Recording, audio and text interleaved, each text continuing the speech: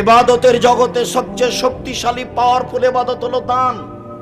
দানের চেয়ে শক্তিশালী ক্ষমতাধর ইবাদত পৃথিবীতে নেই।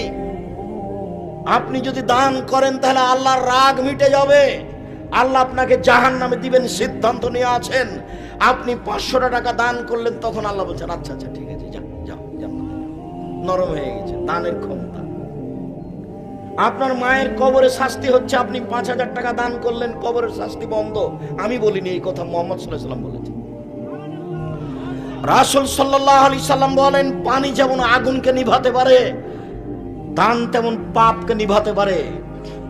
বিচারের মাঠে যারা দান করবে তারা দানের ছায়াতলে থাকবে।